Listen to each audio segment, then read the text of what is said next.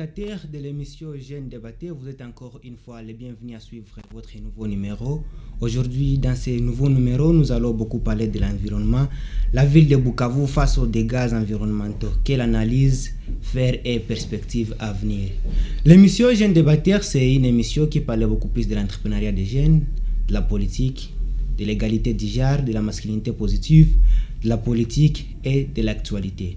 Aujourd'hui, dans cette émission, nous avons des invités, des analystes environnementaux qui vont devoir décortiquer avec nous ce sujet, cette thématique d'aujourd'hui. Permettez et vous le découvrez. Monsieur Gilles Loessi, vous êtes... bonjour et bienvenue. Je rappelle que vous êtes membre de OCD. C'est quoi OCD? Merci beaucoup, monsieur le journaliste. Je vais essayer un peu de corriger là où vous avez massacré sans le vouloir mon nom. Je suis Gilles Loesso, voilà, et non Gilles Loessé. Et je suis l'un de l'Observatoire congolais de l'empreinte écologique et développement durable. C'est une organisation de la société civile environnementale, Socialico en sigle. Et donc l'OCDD a comme mission de sensibiliser la population sur la nécessité de se doter des outils de développement durable, des enjeux de développement durable et de la protection de l'environnement. En bref, c'est ça. C'est quoi OCD, s'il faut le définir en grand titre, c'est quoi l'OCD? L'OCDD, c'est vraiment une organisation de la société civile environnementale, comme je viens de le dire, qui a comme mission de sensibiliser, n'est-ce pas, la population dans les soucis de faire les siens, n'est-ce pas, les enjeux de développement durable. Donc, nous sommes là pour sensibiliser la population et la communauté congolaise en général des bien fondés de la nécessité, n'est-ce pas, des enjeux de développement durable. Merci beaucoup, bienvenue. Merci. Bonjour, monsieur Pascal Mourula-Balezi. Je rappelle que vous êtes le président du Club des Amis de la Nature. C'est quoi Club des Amis de la Nature? Merci beaucoup de m'avoir associé à cette émission. Merci. Comme vous le dites, je suis Pascal Mourula-Balezi. Je suis activiste de l'environnement. Et le Club des Amis de la Nature, c'est une organisation locale une ASBEL, qui encadre les jeunes dans les activités de la conservation de l'environnement. Et donc, c'est ça, nous sommes dans le site Kivu avec 8 antennes dans les différents territoires de la province du site Kivu.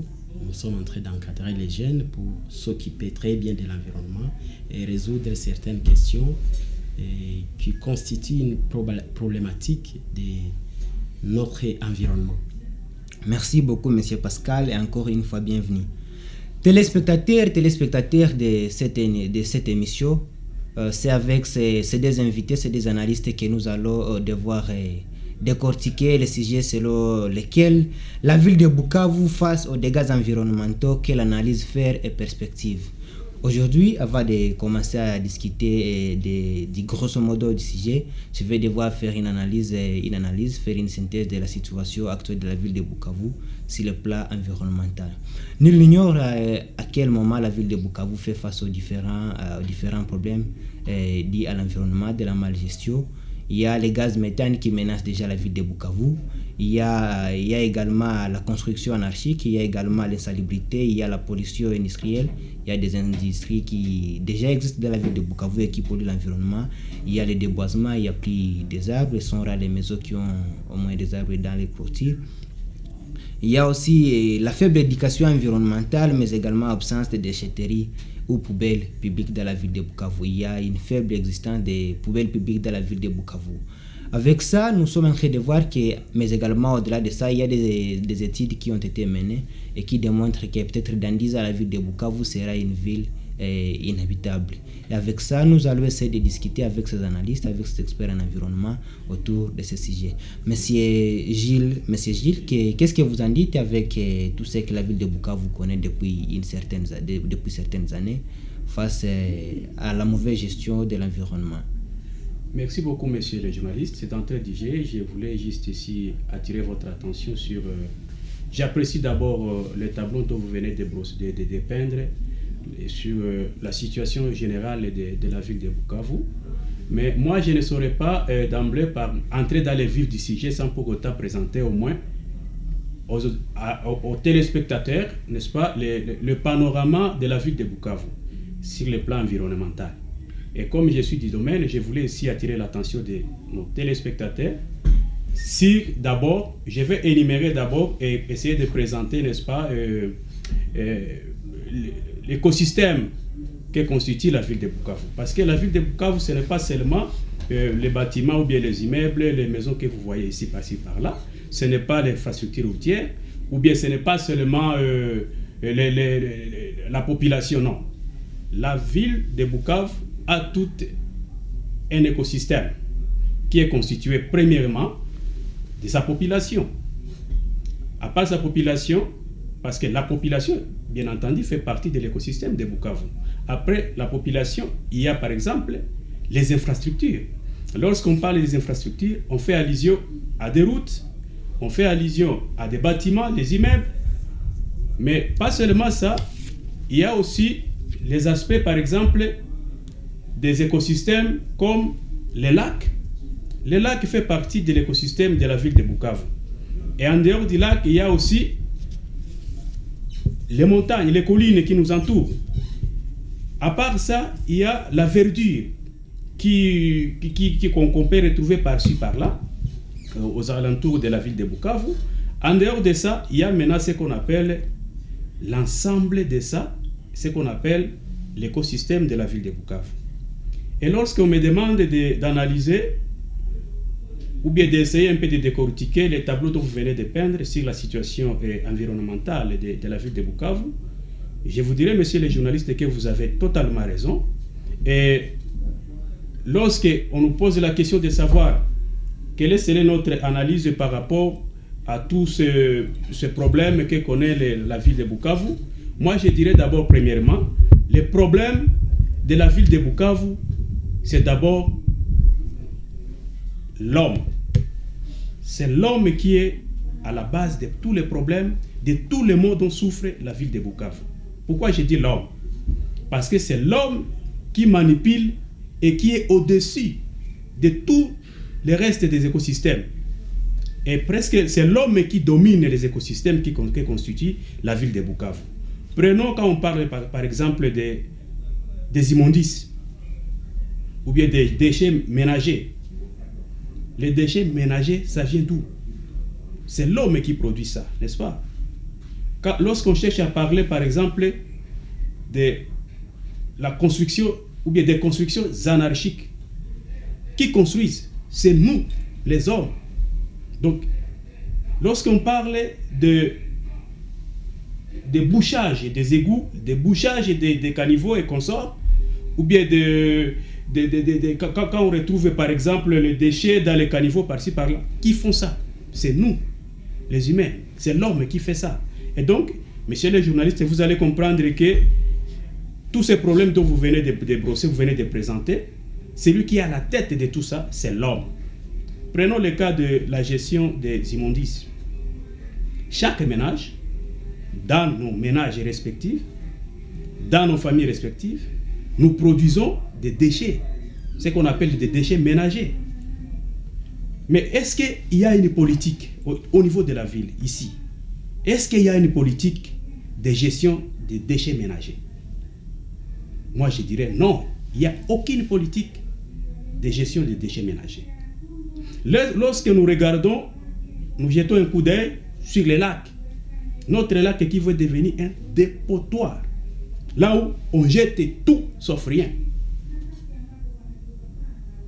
À part les immondices, à part les déchets ménagers et consorts qu'on jette dans les lacs Kivu, qui à son sein aussi égorge un autre écosystème qui doit être protégé. On se pose une question. Est-ce que par hasard on n'est pas en train d'essuyer sur la branche, on n'est pas en train d'essuyer la branche sur laquelle on s'appuie? Parce que demain ou après-demain, ce que nous sommes en train de faire avec les lacs Kivu, ça va se retourner contre nous. Tout ce que nous consommons ici comme poisson, comme fretin, ndakala et sambaza et consomme dougou, ça provient de ces lacs-là qu'on est en train de polluer. Et nous le faisons devant tout le monde et sous la barbe de tout le monde. Tout le monde le sait, mais personne n'a le courage de les dénoncer. Moi, je dirais que tout ce que nous souffrons comme maux dans la ville de Bukavu, les maux environnementaux, l'homme est le responsable numéro 1.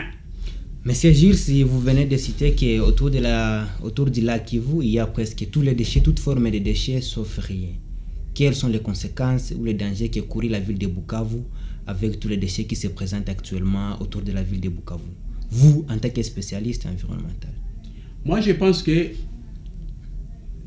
ce n'est pas un secret. Il suffit seulement de jeter un coup d'œil sur le lac. Regarde d'abord le littoral, mais la littoral de notre lac Kivu ici.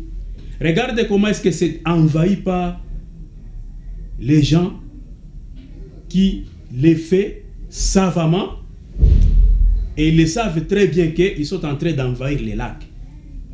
Les gens construisent, même, je dirais même, sur les espaces réservés pour la reproduction des poissons. Mais les gens qui construisent comme ça, qui menacent les lacs, ils le font, ils construisent à l'absence de l'État. On peut dire ça. Et lorsqu'on dit que les gens construisent d'une manière vague, d'une manière anarchique et à l'absence de l'État, ce n'est pas veut dire que je cherche à dédouaner l'État ici. Et quand je dis l'État, je parle des responsables des services étatiques attitrés à réglementer, n'est-ce pas, le secteur environnemental. Les gens construisent très mal. Les gens menacent les lacs. À part menacer les lacs avec des constructions anarchiques, les gens dirigent les tuyaux d'évacuation de leurs toilettes dans les lacs. Et tout cela sous la barbe des autorités qui sont censées protéger ces lacs. Nous avons des services de l'environnement, par exemple. Merci, M. Gilles. Laisse-nous accueillir M. Pascal dans ce studio. M. Pascal, après tout ce que M. Gilles venait de citer comme problématique que la ville de Bukavu fait face, et vous aussi comme analyste environnemental, avec l'absence de poubelles publiques dans la ville de Bukavu, vous avez remarqué que depuis un certain moment, la mairie de Bukavu mettait des poubelles publiques, mais à un certain moment, il y a la population qui partait avec. Il y a la population qui quittait avec des déchets ménagers et ils amènent dans les poubelles publiques. Mais à un certain moment, on a vu qu'il y a absence de poubelles publiques. Mais actuellement, nous sommes encore de voir des poubelles publiques en couleur bleue qui nous saluent. Mais qu'est-ce que vous en dites en tant qu'analyste environnemental? Merci beaucoup. Je vais préciser qu'il est très difficile de vivre dans cette ville de Bukavu avec un œil d'activiste environnemental. Parce que voir tout ce qui s'est fait, et quand on analyse, on voit les principes nécessaires ou les conditions normales dans lesquelles l'homme doit vivre. Et quand on voit cette ville, on les voit avec des larmes aux yeux. Enfin, c'est très déplorable d'assister à ce qui s'est fait sur le plan environnemental, à tous ces scénarios qui se passent dans la ville de Bukavu. Il a énuméré vraiment, il a donné un état des lieux de notre ville ici, et c'est vraiment très déplorable. Par rapport à la gestion des déchets, il faut préciser que nous sommes, la population de la ville de Bukavu est au-delà actuellement de 2 millions d'habitants. Et étant 2 millions d'habitants, nous savons qu'on ne peut pas vivre sans dégager les déchets. On doit dégager les déchets. Et quand on dégage les déchets doivent être déposés quelque part. Et les quelque part là, c'est l'inconnu dans la ville de Bukavu. On ne sait pas où est-ce qu'on doit... Tout être vivant doit évacuer les déchets.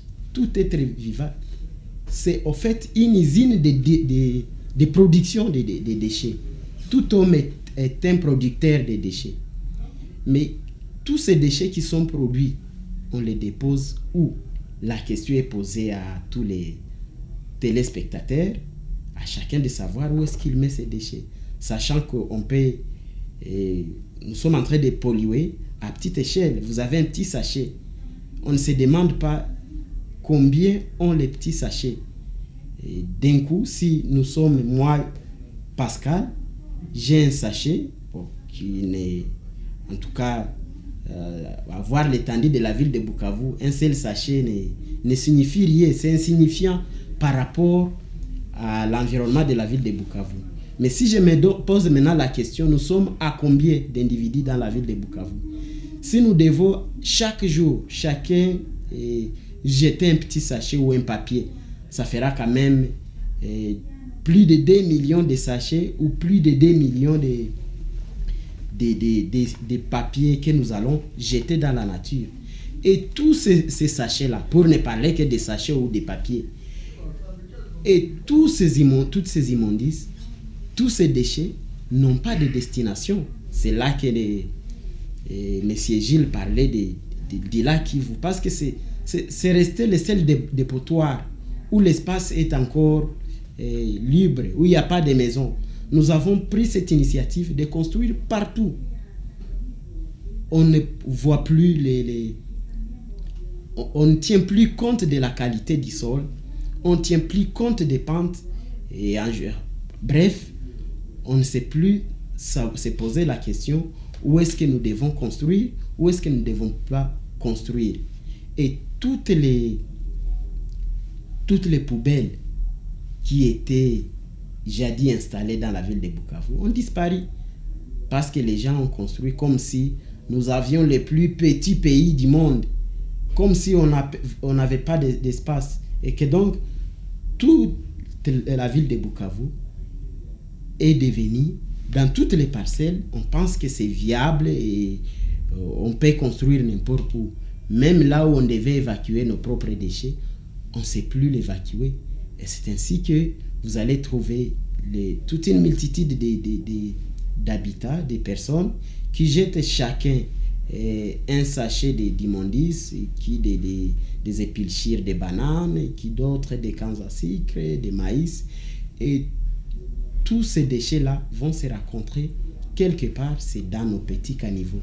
Et d'ailleurs, les petits caniveaux qui nous restaient ont déjà été aussi bouchés. Si pas bouchés, supprimés.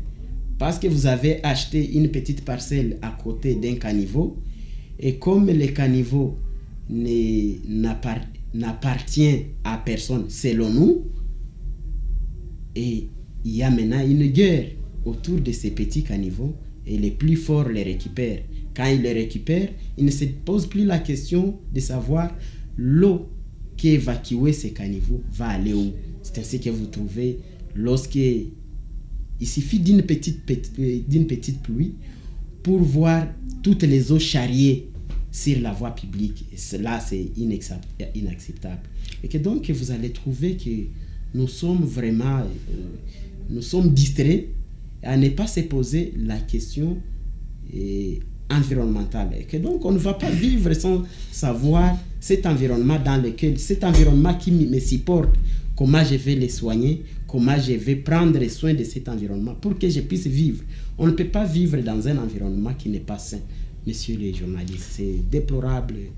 Même mon émotion, vous allez me comprendre. Non, en effet, je comprends que très difficile de... Je comprends que c'est vous octroyez toutes les fautes à l'État congolais, mais je rappelle que vous êtes une société civile de sensibilisation, une société civile de protection, de proximité, mais également une société civile d'éveil de conscience. Si nous observons tout ça, c'est comme nous, population qui sommes acteurs directs, qui jetons tout ce que nous constatons aujourd'hui comme déchets. Mais cela peut traduire l'échec de la société civile qui a la mission et le rôle de sensibiliser la population. Est-ce que d'une part, ça ne sera pas l'échec de vous comme société civile environnementale qui a le devoir et la mission de sensibiliser la population sur l'éducation environnementale? Bon, en fait, je ne saurais pas attribuer toutes les fautes à l'administration publique ou à la politique. Mais aussi, je vais dire que la faute est partagée et à l'État congolais, mais également à la population, parce que nous sommes sur terrain en train de sensibiliser la population. Et quand nous sensibilisons, nous avons des réactions. Nous avons des réactions qui nous viennent de la population. Tout le monde ne reçoit pas le message de la même manière. C'est pourquoi je disais que la population devait prendre à cœur les questions environnementales. Il y a des gens qui ne se posent plus la question de savoir quand il va pleuvoir, qu'est-ce qui va se passer après que j'ai fermé ou que j'ai obstrué les passages de ces eaux. C'est que les gens ne se posent plus cette question. Là, on ne va pas dire que c'est l'État congolais. Parce que quand vous avez construit sur l'espace où on jetait, où vous pourriez verser de l'eau, peut-être que l'État ne sait pas aussi être partout, même si l'État était aussi censé avoir un œil dans toutes les avenues, parce que tous les caniveaux sont connus. Et lorsqu'il y a des dégâts, tout de suite là, l'État est au courant de ce qui s'est passé. Mais malheureusement, on n'a pas le feedback de l'État après qu'il y ait eu des dégâts lorsque, par exemple, nous parlons de la rivière Gaoua qui a charrié sur la route industrielle, et après les véhicules, les eaux emportent tout ce qu'elles rencontrent sur leur passage. On ne va pas dire que l'État n'est pas au courant. Il est au courant, mais sa réaction vraiment n'est pas satisfaisante. Et que donc, je vais dire que la faute incombe à l'État congolais et aussi à la population qui ne veut pas prendre à cœur et qui ne voit pas les dangers qui sont en train de venir. Bien sûr, on va parler des conséquences de tout cela, mais il y a beaucoup de dégâts qui sont en train de venir, et la population, je crois, elle doit être consciente que dans les jours à venir, comme vous l'avez si bien dit, que la ville sera vraiment inhabitable, ou ça sera vraiment habité dans la ville de Bukavu, ça sera un dégoût, comme nous sommes en train de le voir maintenant. Il y a des endroits où vous ne pouvez plus passer sans sentir des odeurs nauséabondes des déchets que nous sommes en train de jeter sur la voie publique. Il y a des parties où vous ne pouvez plus passer lorsqu'il a plu. Il suffit que ça commence à pleuvoir pour te demander maintenant déjà comment je vais passer à tel endroit où vous êtes carrément obligé de changer la direction. Parce que vous savez que pendant qu'il pleut, il est difficile de traverser tel ou tel autre endroit. Et que donc, nous devons être très vigilants, nous tous, et la population de la ville de Bukavu, et même celle-là qui gère les politiques et la gestion de l'aménagement. Merci beaucoup, Monsieur Pascal. Mais Monsieur Gilles, si vous avez bien suivi Monsieur Pascal, il a rebondi sur la question des dépotoirs publics. Mais si je regarde bien dans la ville de Bukavu, il y a L4, vers L4, il y a au moins une poubelle publique où presque toutes les entreprises jettent leurs déchets. Mais moi, je me demande, dans plusieurs pays, les déchets, c'est une opportunité. C'est une opportunité parce qu'après qu'il y ait déchets, il y a aussi transformation des déchets et ça devient encore une matière première et ça crée de l'emploi pour la jeunesse. Mais moi, je me demande, est-ce que vous croyez qu'avec tout ce que nous avons comme insalubrité ou déchets, c'est une opportunité pour la ville de Bukavu, ou déjà c'est une menace sur la ville de Bukavu? Oui, merci beaucoup, monsieur le journaliste. Moi, je pense que quant à ce qui concerne la problématique de gestion des déchets, il est seulement question de sensibiliser d'abord la population. Sensibiliser la population, pourquoi? Parce que c'est cette population-là qui est productrice, n'est-ce pas, de ces déchets. leur montrer que dans la poubelle, il n'y a pas que de mauvaises choses. Même des bonnes choses peuvent provenir de la poubelle. C'est-à-dire quoi? Tout ce que nous appelons déchets, il est vrai que ce sont des déchets, mais tout n'est pas à jeter. Et c'est par là où on parle maintenant de la récupération. Et quand on parle de la récupération, on n'est pas loin de parler du développement durable. C'est-à-dire quoi? Nous devons arriver à sensibiliser d'abord la population. Pourquoi sensibiliser la population? Parce que c'est la population qui est l'acteur principal de production de ces déchets. Leur montrer que les déchets que nous produisons, tout n'est pas à jeter. Leur impliquer les notions de récupération. C'est-à-dire, dans tout ce que nous considérons comme déchets, tout n'est pas à jeter, mais nous pouvons aussi chercher comment capitaliser certaines matières parmi les matières qui constituent nos déchets. C'est-à-dire quoi? Je prends l'exemple, l'homme produit toutes sortes de déchets. Parmi les déchets de l'homme, vous allez trouver, prenons l'exemple d'abord des déchets ménagers. Dans les déchets ménagers, vous trouverez que c'est constitué de sachets plastiques, c'est constitué des sachets, des emballages biodégradables, c'est-à-dire en papier, c'est constitué, n'est-ce pas, des végétaux, c'est-à-dire les résidus des légumes. Vous allez trouver là-dedans, c'est constitué de, par exemple, prenons l'exemple, les bouchons des bières, qui sont pratiquement des fers. C'est constitué des morceaux de verre. Donc, c'est tout un amalgame des histoires, des éléments qui constituent nos déchets. Qu'est-ce qu'il faut faire? À mon humble avis, je pense que nous devons d'abord commencer par sensibiliser la population. Leur montrer, leur enseigner que dans tout ce que nous considérons comme déchets, dans tout ce que nous produisons comme déchets dans nos ménages et par-ci, par-là, même sur les marchés, tout n'est pas à rejeter, à oublier complètement. Nous pouvons toutefois récupérer quelques éléments parmi les éléments qui constituent nos déchets et recycler ces éléments-là, et ça peut nous être utile et bénéfique. Ça peut nous amener, ça peut nous emporter, n'est-ce pas, des gains, des bénéfices, des fonds, quelque chose qui peut nous aider encore à subvenir à nos besoins. Donc, il se pose un problème, monsieur le journaliste, de sensibilisation, de l'information de la population qui est productrice principale de ces déchets. Nous devons d'abord les sensibiliser. Par exemple, parmi les déchets ménagers, lorsque je parle de plastique, les plastiques sont recyclables. Il suffit seulement qu'il y ait des projets qui sont mis en place pour recycler les plastiques. Et lorsqu'on recycle les plastiques, on trouve gain de cause là-dedans. C'est-à-dire, on peut encore fabriquer d'autres sachets sur base des sachets usés, tout comme sur base des chaussures usées en plastique, on peut les fondre encore davantage et fabriquer encore des chaussures en plastique. Moi, je me rappelle, il y avait des Bata ici, il y avait une usine de Bata où là, on fabriquait les chaussures en plastique. Nous avons porté ces chaussures, nous, cette marque. Et qu'est-ce qu'on faisait? Après une certaine période, il y avait des gens qui passaient dans des ménages par-ci, dans des parcelles, en train de collectionner ces chaussures en plastique usées. Pourquoi ils collectionnaient ça?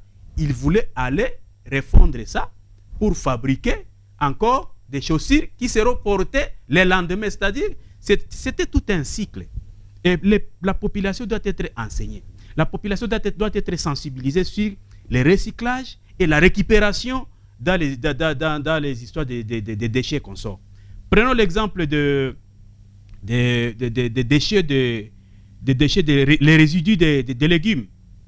Lorsque vous prenez ça, les résidus des pondous, des feuilles de manioc, lorsque vous prenez les résidus des amarantes, des lenga-lenga, communément appelés chez nous, lorsque vous amenez ça, vous constituez un compostière. Vous mettez ça dans un compostière. Ça se décompose là-bas. Lorsque ça se décompose, ça devient purement de l'engrais.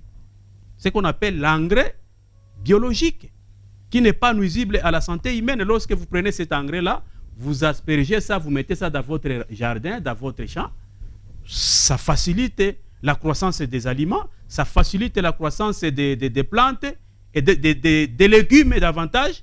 Et vous verrez que, franchement, ce que vous considérez comme un déchet n'est pas vraiment un déchet nocif ou bien nuisible, mais ça devient bénéfique encore à vous qui l'avez produit. Et voilà un peu en bref, messieurs les journalistes, ce que je voulais dire. Il se pose un problème d'enseignement, il se pose un problème d'éducation. Il faut qu'on éduque la population, il faut qu'on éduque les peuples sur la récupération des éléments nécessaires dans ce que nous appelons les déchets. Nous pouvons encore récupérer quelque chose qui peut nous être utile dans les déchets. C'est ce qu'on appelle le recyclage. C'est-à-dire ce que nous considérons comme des mauvaises choses. On les traite, après avoir les traités, on les récupère, ça devient encore bénéfique pour nous. Ainsi de suite. Donc le cycle continue comme ça. Merci beaucoup. Voilà un peu ça. Rien ne se perd, tout se transforme. Chers téléspectateurs, téléspectatrices, si vous voulez participer dans cette émission, vous avez un numéro au bas de l'écran à travers lequel vous pouvez nous écrire et décortiquer avec une thématique bien choisie. Monsieur Pascal, si vous comprenez bien, je dois comprendre que nous avons encore une très bonne politique. Il y a une très bonne politique de recyclage, de transformation des déchets et donner une opportunité à la jeunesse de trouver de l'emploi. Une jeunesse qui aujourd'hui se retrouve abandonnée à son triste sort. Si vous vous rappelez bien, la ville de Bukavu connaît et a connu dans le passé des érosions, des tremblements de terre. Je me demande, qu'est-ce qui serait à la base de cela? La ville de Bukavu a perdu sa forme sur le plan urbanistique. Il y a déjà des constructions anarchiques, on construit déjà sur les sites impropres à l'habitation. Et moi je me demande, est-ce que cela serait à la base des érosions ou des tremblements de terre que connaît la ville de Bukavu il y a peu de temps, M. Pascal? Qu'est-ce que vous en dites? En fait, comme vous le dites, en fait, je ne sais pas dire qu'il y a une bonne politique de recyclage, mais il existe des exemples sur lesquels nous pouvons nous appuyer pour faire ce recyclage, pour valoriser les déchets. Parce que ce qui est déchet ici est une matière première quelque part. C'est en fait ça, c'est ce que disait Gilles. Nous les considérons déchets parce qu'il n'y a pas une politique de recyclage. S'il y avait cette politique de valoriser ces déchets, quelque part ces déchets seraient des matières premières. Par exemple, pour les déchets biodégradables, on en ferait une matière première pour la production des engrais biologiques ou organiques. Si on produisait les enveloppes sacs, il y a des amis qui sont déjà très loin qui fabriquent des enveloppes sacs. Si on avait une usine de fabrication des enveloppes sacs, on serait en train de récupérer tous ces papiers usagés qui traînent par-ci par-là dans la ville de Bukavu et en produire des enveloppes sacs. Et que donc, les petits déchets là de papier seraient des matières premières pour des usines qui fabriquent les enveloppes. Si on fabriquait par exemple des bassins, des souliers, tous les petits sachets seraient des matières premières et que donc il n'y aurait pas beaucoup de questions à se poser. Et il faut vraiment une politique de valorisation des déchets, non seulement aussi la politique, mais aussi la politique d'entreposage de ces déchets. Vous avez parlé de la CAT. Nous savons que quand on parle de la CAT, on voit la viande. Parce que la CAT, finalement, c'est un abattoir. Et comme c'est un abattoir, et vous savez que les aliments biologiques comme ça, d'origine animale, ils attirent beaucoup de mouches.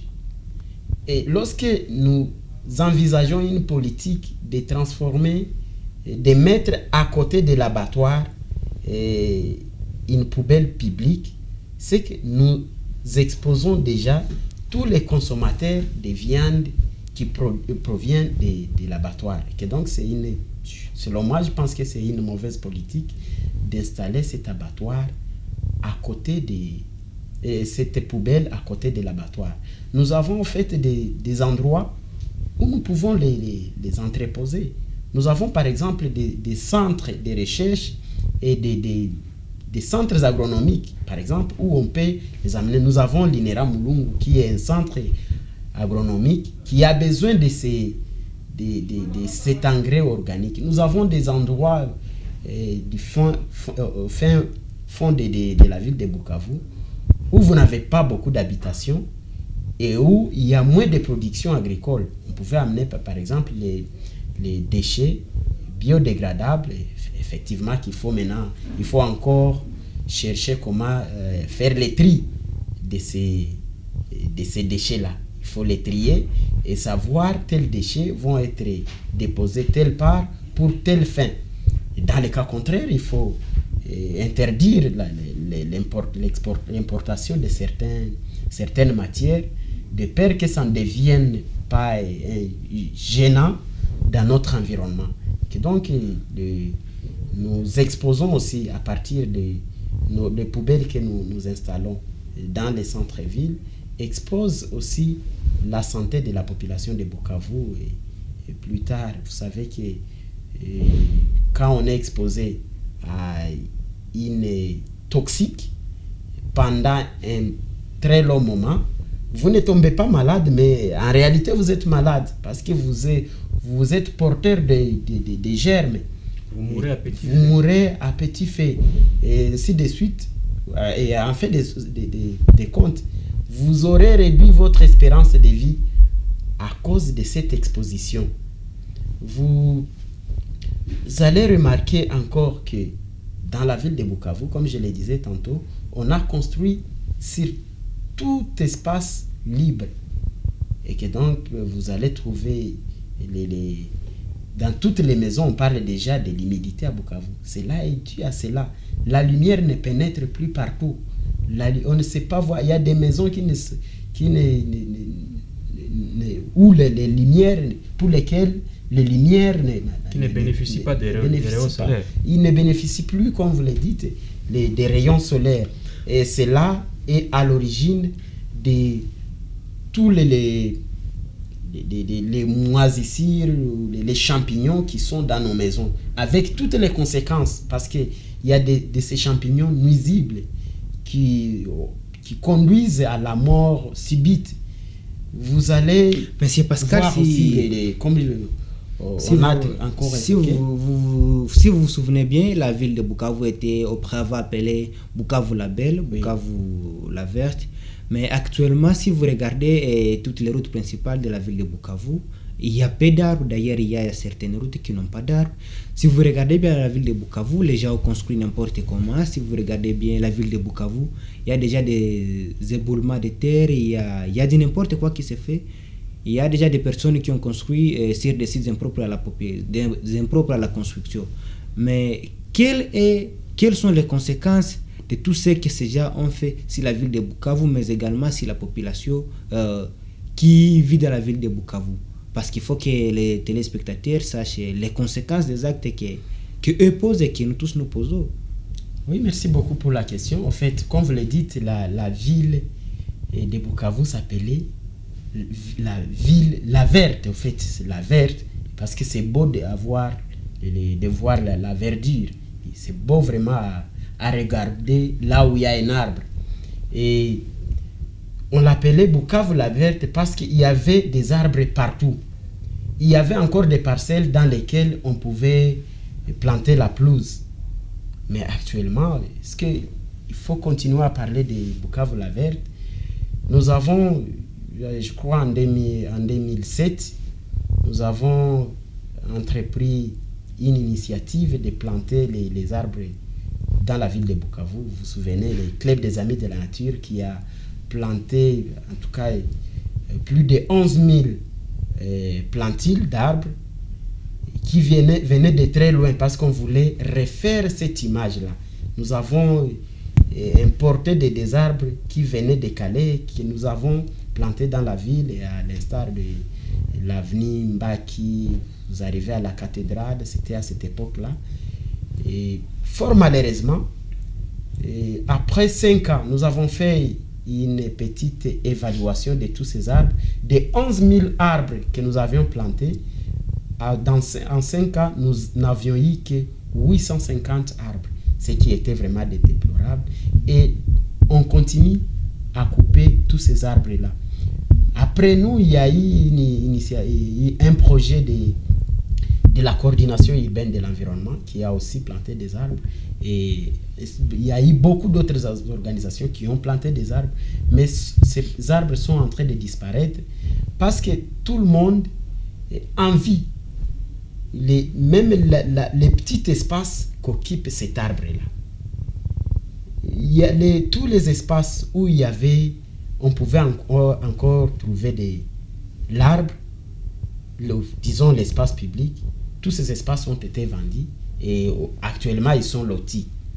Et on ne peut parler des arbres que là où il y a des organisations ou alors des confessions religieuses. Là, je vais parler de l'église catholique, protestante. Quand vous êtes à l'Institut Bwindi, vous êtes au lycée Wima, vous êtes au collège, vous êtes à l'UEA, c'est là que vous voyez des arbres. Mais en dehors de ces espaces-là, tout a été loti et ces espaces verts ont disparu. Et il faut peut-être continuer à sensibiliser pour qu'il y ait un peu d'égard à l'endroit de tous ces petits espaces qui ont encore des arbres ou de la verdure, à les respecter et à les conserver parce que c'est le seul patrimoine vert qui nous reste ici dans la ville de Bukavu. Tous les patrimoines que je venais de citer, il faut vraiment les protéger et sensibiliser la population de Bukavu de planter l'arbre lorsqu'ils ont un espace. Si ce n'est pas un arbre du genre ficus, vous pouvez peut-être planter un oranger. C'est toujours un arbre et il y a beaucoup à tirer de cet arbre parce que vous avez un bon air, l'oxygène est là, vous avez l'ombrage de ces arbres et en fait vous avez les fruits. Si vous ne voulez pas planter des espèces agroforestières, vous plantez alors les espèces fruitiers, les arbres fruitiers, pour essayer encore de participer à cette verdure. Parce que c'est possible. Si actuellement nous disons que toutes les places publiques soient reboisées, on peut encore chuter encore à ces espaces verts, comme les stades de Kadutu, c'est public. On peut tout au long de la route planter les arbres, mettre des petits espaces là où il y a encore de l'espace, mettre un peu une petite pelouse et que les passagers, la population les respecte. Parce qu'il y a aussi ça. Vous avez planté un arbre aujourd'hui, mais demain cet arbre est déjà piétiné. Vous les plantez aujourd'hui, mais demain c'est quelqu'un qui dépasse la servitude pour aller occuper cette place et il arrache l'arbre. Vous avez planté la pelouse, même si c'est dans votre parcelle, vous trouvez les gens commencer à passer et à piétiner cette pelouse. Les gens n'ont pas d'égard à l'endroit de tous ces éléments qui constituent la beauté de notre environnement. Merci beaucoup. La sensibilisation. Merci beaucoup, M. Pascal. M. Gilles, si vous regardez bien la ville de Bukavu dans les jours passés, et la ville de Bukavu a connu une perturbation climatique. Vous allez vous souvenir que chaque septembre, au moins la ville de Bukavu connaissait chaque début du mois de septembre avant que les écoles, avant que les enfants, les écoliers commencent à fréquenter les écoles. Il y avait une forte pluie qui menaçait la ville de Bukavu. Mais actuellement, nous commençons à observer que le mois de septembre commence à se clôturer sans pluie. Ça part jusqu'en octobre, mais le soleil menace toujours. Vous croyez que qu'est-ce qui serait à la base de tout ça? Parce que ce sont des symptômes qui ne trompent jamais, des symptômes qui prouvent que déjà le climat ou l'environnement est fortement menacé. Moi, je pense qu'il n'y a pas à chercher à inventer des mots là-dessus. C'est ce qu'on appelle purement et simplement les changements climatiques. Les changements climatiques, c'est-à-dire quoi? C'est-à-dire le climat est en train de subir des perturbations. Mais nous devons nous poser des questions. Pourquoi ces changements de climat? Pourquoi le climat est en train de subir des perturbations? Si nous jetons un œil très très loin, nous constaterons que c'est toujours l'homme qui est à la base de ces changements climatiques que nous sommes en train de déplorer ici, vous et moi et tout le monde. Ce que vous dites là est vrai. Vers le mois de septembre, on s'attendait tous à une forte pluie parce que c'était devenu comme une habitude. Chaque première journée de rentrée scolaire, nous tous on rentrait à la maison mouillée parce que ça devrait nécessairement pleuvoir.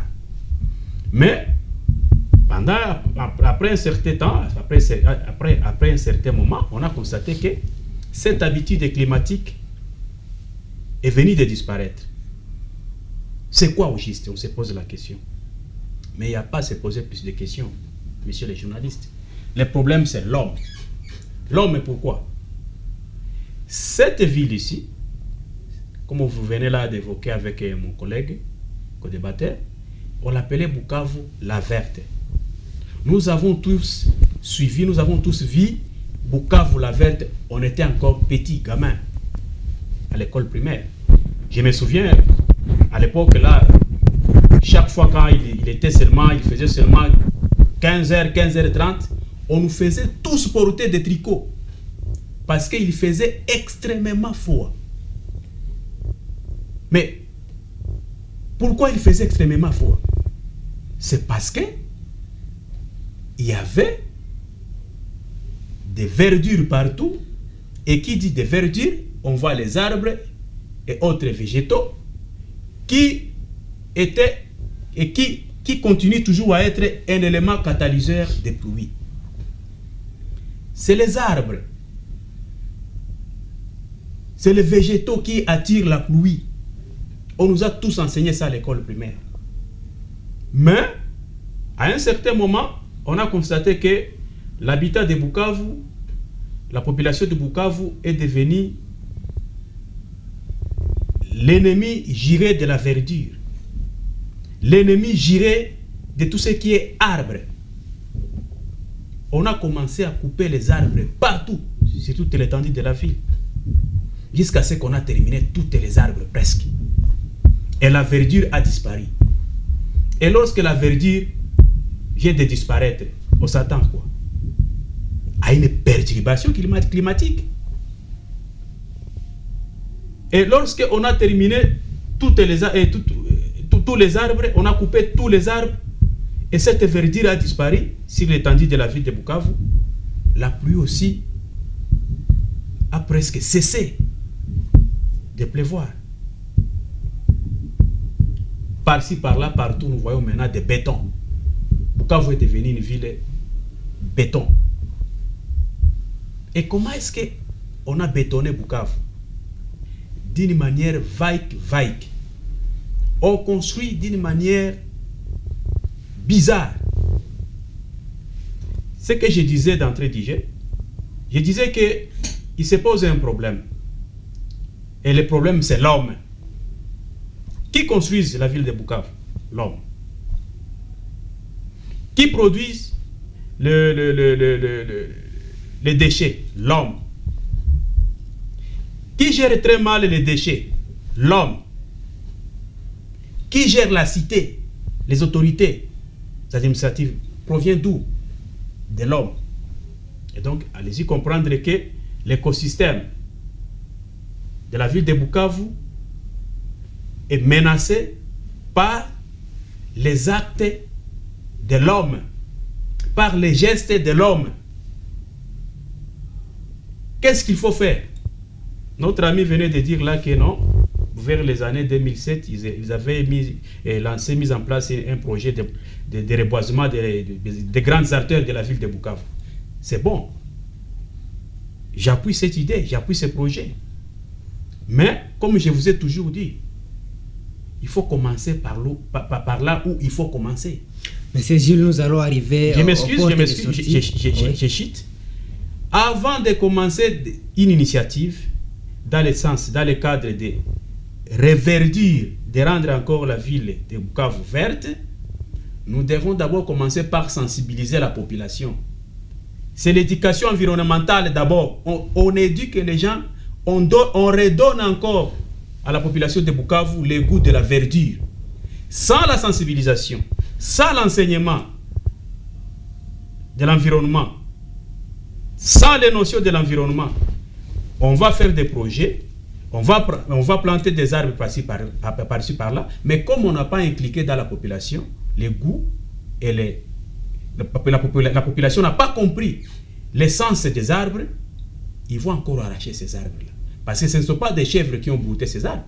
Mon ami, il ne me dira pas qu'ils sont des chèvres qui venaient brouter les arbres. Ce sont des humains. C'est l'homme qui a arraché. C'est l'homme qui a détruit. C'est l'homme qui a arraché ces arbres, ces arbristes qui ont été plantés pendant cette période-là et jetés. Donc nous devons d'abord montrer à l'homme qu'il est important qu'on puisse avoir des arbres. Nous devons planter les arbres parce que notre vie dépend des arbres. Il y a ce qu'on appelle l'interdépendance. L'arbre consomme le gaz carbonique que nous rejetons, nous l'homme, et il nous donne au retour l'oxygène. Donc nous sommes liés l'un à l'autre. Nous devons apprendre ça à la population. Merci beaucoup, M. Gilles. L'homme est détruit et l'homme doit encore de nouveau réparer. Monsieur Pascal, je dois dire ici que dans la ville de Bukavu, il y a déjà plein d'organisations qui se disent qui défendent l'environnement, qui luttent pour la promotion de l'environnement. Mais vous êtes resté seulement à des organisations, la société civile et des ateliers, mais des grandes dates, des grandes journées qui célèbrent l'environnement, à la journée internationale de l'arbre et bien d'autres journées, ne sont plus en fait célébrées comme d'habitude. Qu'est-ce qui vous bloque au niveau, à votre niveau comme société civile? Bon, merci beaucoup. Vous avez une minute. Merci, d'accord. En fait, notre ami, mon collègue disait qu'il faut continuer, il faut d'abord sensibiliser. C'est vrai, tout commence par la sensibilisation. Et les gens, il y a eu des initiatives. Et les initiatives continuent de la part de la société civile qui est en train d'organiser des journées. Depuis longtemps, il organise les journées pour sensibiliser ou informer et former la population de la ville de Bukavu sur les manières dont ils doivent se comporter, la population doit se comporter par rapport à toutes les questions environnementales. Mais malheureusement, quand on est vous invitez les gens dans un atelier ou dans une formation, ils n'attendent que la fin. Et la fin, c'est les transports, les perdièmes. En fait, vous avez préparé un bon thème. Le thème a été abordé par un spécialiste, mais en fait de compte, les gens ne changent pas. La même personne qui était dans la formation, c'est la même personne qui voit quelqu'un qui est en train de jeter les immondices sur la chaussée et il encourage. C'est la même personne qui va prendre les sachets à main et aller jeter dans les caniveaux. Et cela a amené en fait à certaines organisations, ou pas la plupart des organisations, à être réticents à toutes ces journées-là. Ça, c'est un. Les organisations, toutes les personnes ou la population de la ville de Bukavu a déjà cette mentalité de perdième. Ça veut dire que si vous n'avez pas de moyens, vous n'organisez pas de perdième. Vous pouvez avoir les soucis d'inviter toute la population de la ville de Bukavu à venir participer à un échange, à une formation, à un enseignement quelconque. Mais lorsque vous vous rendez compte que vous n'avez pas les moyens de prendre en charge toute la population qui est venue vous assister, vous êtes réticent. Vous soustrayez à un groupe de 3-4 personnes qui ont compris l'idée. Et ainsi, vous allez trouver que nous raconterons seulement 4-5 activistes des droits des questions environnementales. On débat et à la télévision, comme nous sommes en train de le faire maintenant, pour essayer d'atteindre la population, que de les appeler dans un atelier pendant que vous n'avez pas de moyens. Merci. Mais je crois que toutes les journées peuvent être justifiées par ça.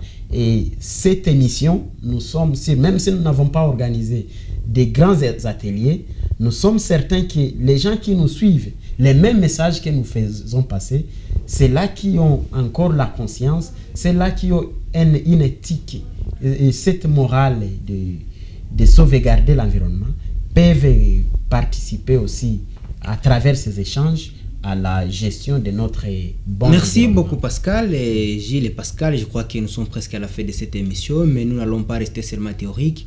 Nous allons au moins donner des portes de sortie ou des pistes de solutions du niveau du gouvernement ou même de la population, tous les deux qui sont acteurs de cette gestion de cet environnement qui est en train d'être détruit. Quelles sont les pistes de sortie, les portes de sortie que vous donnez en tant qu'acteur environnementaliste? Dans une minute. Moi, je pense qu'il n'y a pas à inventer des roues. Il faut que nous respections les lois. Parce que dans ce pays, il y a de très belles lois qui réglementent le secteur de l'environnement. Je pense que chaque service doit jouer son rôle. L'environnement, les services de l'environnement et hygiène doivent vraiment jouer leur rôle. Nous, de la société civile, nous devons jouer notre rôle de sensibilisation de la population, de toute la communauté en général. Mais là, j'insiste encore, la communauté aussi doit se disponibiliser, doit être à mesure d'accepter, de changer, d'accepter de prendre ce qu'on appelle désormais la conscience écologique, la conscience de la gestion de l'environnement. C'est ce que je voulais dire. Merci beaucoup, Monsieur Pascal. Nous sommes à la fin de cette émission. Quelles sont les portes de sortie que vous donnez en quelques mots?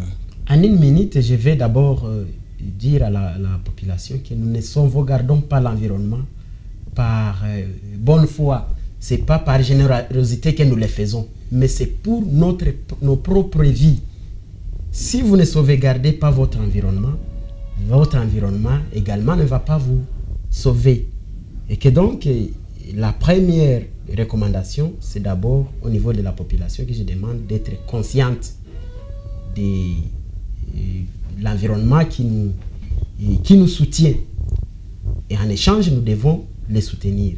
Demander au gouvernement de faire de toutes les questions environnementales une priorité et donner les principes pour vivre après avoir donné les principes. Merci beaucoup Pascal. Faire aussi les suivis et punir tout cela qui se comporte en dehors des normes. Merci beaucoup Pascal, chers téléspectateurs, téléspectatrices de la RTNK. Nous vous remercions d'être fidèles à la RTNK et d'avoir suivi notre émission. Cette émission vous a été présentée aujourd'hui par Honoré Bioumani Nchombo, par absence de notre collègue Kondoli Moutiza Victoria que nous saluons, mais également de Germanie Kondoli que nous saluons de passage. Cette émission, vous la retrouvez en rediffusion au cours de la semaine et retrouvez un nouveau numéro à la semaine prochaine. Monsieur Gilles, merci d'être venu à l'émission. C'est moi qui vous remercie. Monsieur Pascal, merci d'être venu à l'émission. Merci beaucoup et merci à tous les téléspectateurs. C'est par ici que nous mettons terme à cette émission. Merci et à la prochaine pour un nouveau numéro. Bye bye.